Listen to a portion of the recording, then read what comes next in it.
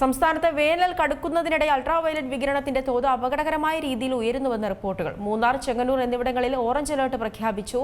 സൂര്യാഘാതത്തിനും മറ്റ് ആരോഗ്യ പ്രശ്നങ്ങൾക്കും കാരണമായേക്കാവുന്ന സാഹചര്യത്തിൽ ജാഗ്രതാ നിർദ്ദേശം പുറപ്പെടുവിച്ചു.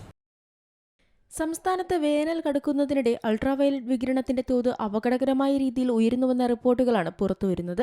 കഴിഞ്ഞ 24 മണിക്കൂറിലെ കണക്കുകൾ പ്രകാരം മൂന്നാർ, ചെങ്ങന്നൂർ എന്നിവിടങ്ങളിൽ അതീവ ജാഗ്രതയുടെ ഭാഗമായി ഓറഞ്ച് അലർട്ട് പ്രഖ്യാപിച്ചു. മൂന്നാറിലും ചെങ്ങന്നൂരിലും UV ഇൻഡെക്സ് 8 ആണ് രേഖപ്പെടുത്തിയത്. അതായത് അതീവ ജാഗ്രത വേണ്ട സാഹചര്യമാണ് ഇവിടെ നിലനിൽക്കുന്നത്. ഇതിനു പിന്നാലെ ചങ്ങനാശ്ശേരിയിലും UV ഇൻഡെക്സ് 7 ആണ് രേഖപ്പെടുത്തിയത്. സൂര്യാഘാതത്തിനും അതോടൊപ്പം തന്നെ മറ്റ് ആരോഗ്യ പ്രശ്നങ്ങൾക്കും കാരണമായേക്കാവുന്ന ഉയർന്ന വികിരണ തോത് റിപ്പോർട്ട് ചെയ്ത സാഹചര്യത്തിൽ പൊതുജനങ്ങൾ ജാഗ്രത പാലിക്കണമെന്നാണ് അധികൃതർ നൽകുന്ന മുന്നറിയിപ്പ്. അതേസമയം വേനൽ കടുക്കുന്നതും സൂര്യാഘാത സാധ്യതയും കണക്കിലെടുത്ത് സംസ്ഥാനത്തെ തൊഴിലാളികളുടെ ജോലി സമയം പുനഃക്രമീകരിച്ച് ലേബർ കമ്മീഷണർ ഉത്തരവിറക്കിയിട്ടുണ്ട്. ഫെബ്രുവരി 12 മുതൽ മെയ് 20 വരെയാണ് ഈ നിയന്ത്രണം ബാധകമാവുക.